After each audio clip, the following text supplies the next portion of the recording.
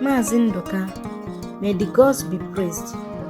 Your wife has safely delivered.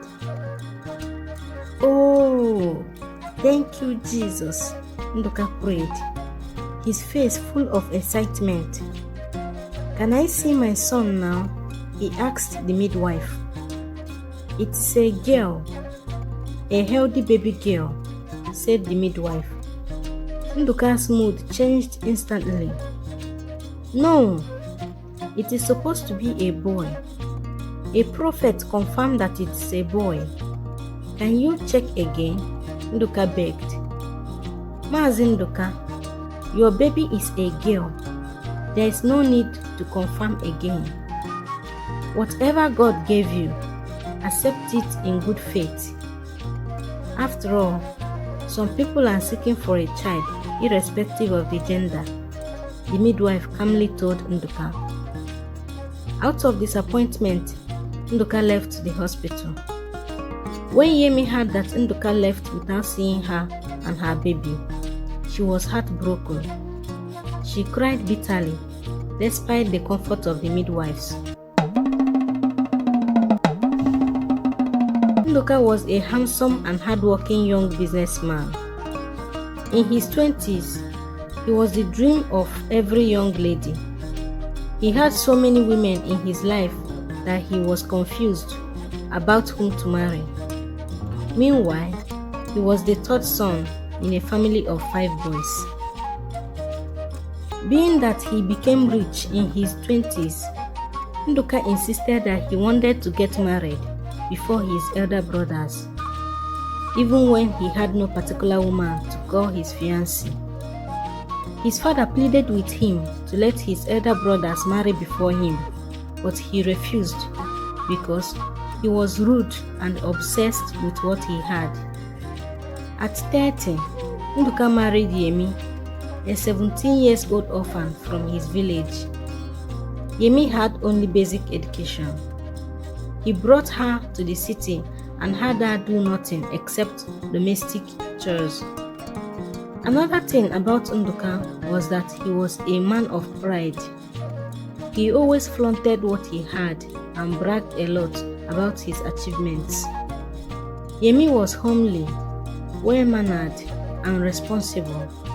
She devoted her life to managing her home and caring for her husband.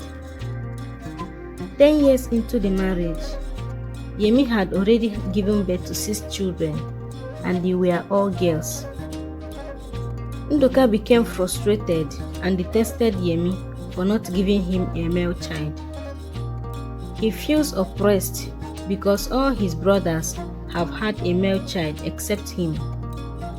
When Yemi had her first and second daughters, she was welcomed by Nduka. But from the 3rd to the 6th daughter, Nduka stopped visiting her whenever she was in labor. Life in Nduka's house became sore for Yemi. Nduka barely asked for their welfare because she had no son, and the worst part was that Nduka insisted that Yemi would not work. He barely dropped peanuts for her and her children. Yemi resorted to doing menial jobs like selling water in the traffic, washing people's clothes, and disposing waste to feed her children. Nduka refused to train the girls in school as he said that girls' education ends in the kitchen. One day, Yemi realized that she was pregnant for the 7th time, and this time, Nduka was planning to marry a second wife. She kept the pregnancy from her husband because Nduka often mocked her whenever she's pregnant. Nothing good ever comes out of your belly, only the likes of you, said Nduka in one occasion when Yemi told him that she was pregnant. So Yemi's pregnancy sounds like a bad news to Nduka.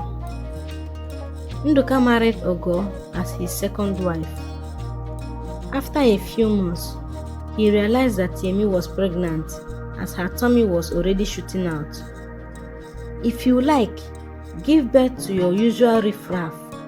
Bet me you will leave this house with them, Nduka scolded her.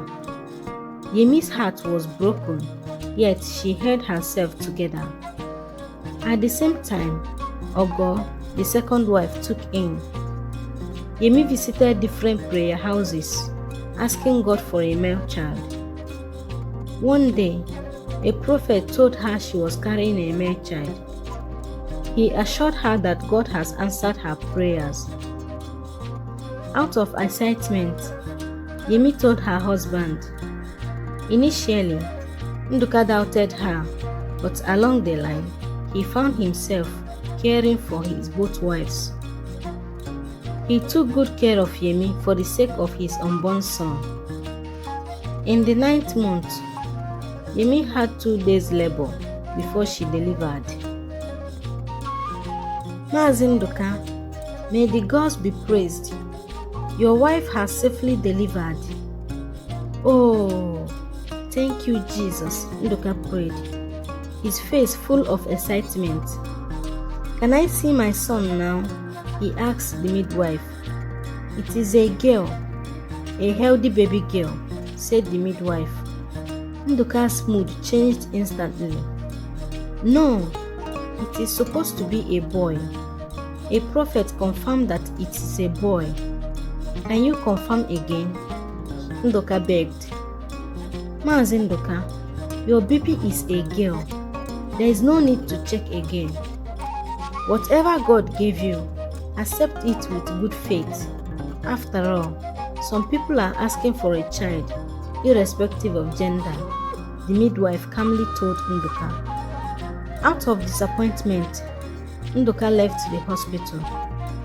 When Yemi heard that Nduka left without seeing her and her baby, she was heartbroken. She cried bitterly despite the comfort of the midwives. Nduka left without settling the hospital bills. Yemi was discharged with the help of a random Good Samaritan who cleared the hospital bills for many patients in that hospital. On getting home, she realized that all her belongings and that of her 6 daughters had been moved into one room. She dare not question Nduka. To make matters worse, Nduka cut ties with Yemi. You are a devil. You deceived me and lured me into taking care of that thing you called baby. Thank your stars that I did not see you in that useless hospital. I give you 3 months. 3 months to leave this house with your bunch of girls. I don't need them, and I will never need them. Nduka scolded Yemi. Yemi saw her shattered life before her very eyes. She wept bitterly and sunk into depression. No food for herself and her children, no parents, and no one to help her. Hunger became the order of the day. Most times, her children begged in traffic to feed themselves. One day, unconsciously, Yemi left the house with her newborn baby. She was walking in the middle of the road, defying honkings from different vehicles. Unfortunately, she was knocked down by Madame Julie, a rich woman in her 50s. She was taken to the hospital immediately. When she was about to be discharged, Madame Julie decided to have a heart-to-heart discussion with her to know why she was so absent in the middle of the road. Yemi bursted into tears and began to narrate her stories to Madame Julie.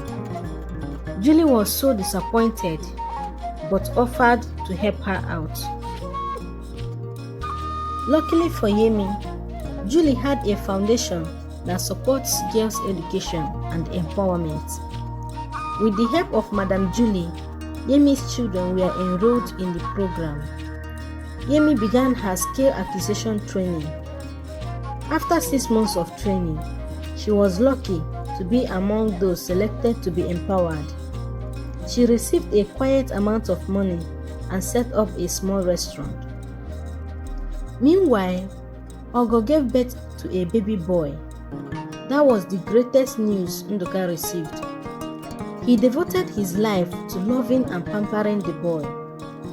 Ogo gave birth to 2 other babies, and they were girls. Nduka loved Gozie, his only son, so much that he gave him whatever he desired and neglected the other girls.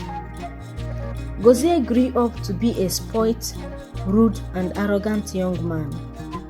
He believed that he must get whatever he wanted. He joined his father in his business, not to learn, but to steal. Gozie repeatedly stole from his father to the extent that Nduka stopped him from coming to his shop. Gozie feels frustrated whenever his father resists any of his requests. Sometimes, he will threaten to burn down his father's house or shop if his father resists to give him money. He took after his father in terms of pride and bragging. He boasts a lot and often puts himself in trouble with his mouth. One time, Gozie teamed up with his friends to kidnap him and take millions of naira ransom from his father. Nduka was broken to watch everything he worked for as a young man going down. Whenever he remembers how useless Gozie had become, his heart aches, not only for Gozie, but his other two daughters from Ogo.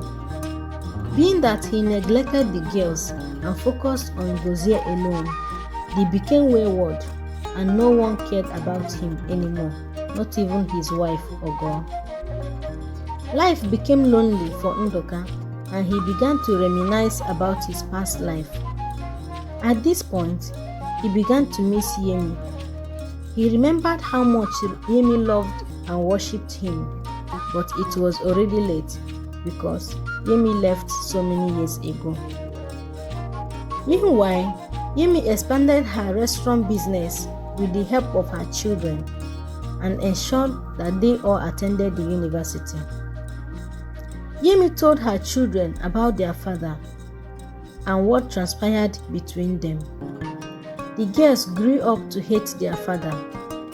They try harder in their fields to prove their father wrong as a way to take their revenge. One day, Gozie was convinced by some young men to bring 20 million naira so they would help him move to Europe, where he would make a lot of money. When he told his father, Nduka was not convinced by such an easy life, so he refused to give Gozie such amount of money because even his business was shaking because of Gozie. Gozie threatened his father severally, but Nduka was unbent. One night, Gozie teamed up with some young men to rob his father's shop. They razed down the shop and took everything down to the pin. When Nduka heard that his shop was robbed, without being told, he knew it was Gozie and he began to curse him. As if that was not enough, one of his daughters, Gozie's sister, forged his signature and took a large sum of money from his bank account, leaving him entirely broken. Nduka knew that he was just a walking dead man. Most times, he asks God why he deserves such hell while he's still alive. After a few months, Gozie realized that the young men who wanted to prepare his papers for Europe were scammers and they duped him 20 million naira. Gozie hired some bad guys and went after those scammers. There was a gun battle between them. Unfortunately, Gozie was shot and he died on the spot. The news of Gozie's death got to Nduka. His heart seized and he was taken to the hospital. Father, can you hear me? Father, are you okay? Nduka opened his eyes and saw a beautiful damsel. Thank God you are awake. How are you? How are you feeling? Amaka asked. Nduka was surprised at this damsel who called him father. Where is my wife? Nduka asked. You have to rest now. Your wife will be here shortly. Amaka comforted him and left. 3 hours later, she returned with food and fed him. Nduka waited for his family the whole day, and no one except Amaka taking care of him and often addressed him as a father. "Who are you, and why do you call me father?" Nduka asked tiredly. Amaka smiled and responded, "You don't know me, but I know you. My name is Amaka, your last daughter from Yemi, the one you abandoned in the hospital 25 years ago." Nduka was shocked, his face filled with shame and guilt. "Don't worry yourself. I don't bear any grudges towards you. I am a resident doctor in this hospital and happy to be in charge of your treatment. So feel free and safe," Amaka said. For the 2 weeks that Nduka was admitted to the hospital, none of his family members visited him. After his discharge, he got home and realized that his 2 daughters from Ogo had sold his remaining properties. He was struck by a stroke and he became paralyzed. Life became miserable and sore for Nduka. With the help of Amaka, he was able to reconnect with Yemi and her daughters. Nduka apologized to Yemi and his abandoned daughters before his death. That is the end. No child is special. Treat every child right. Thanks for watching. Please subscribe, like, and comment. Thank you.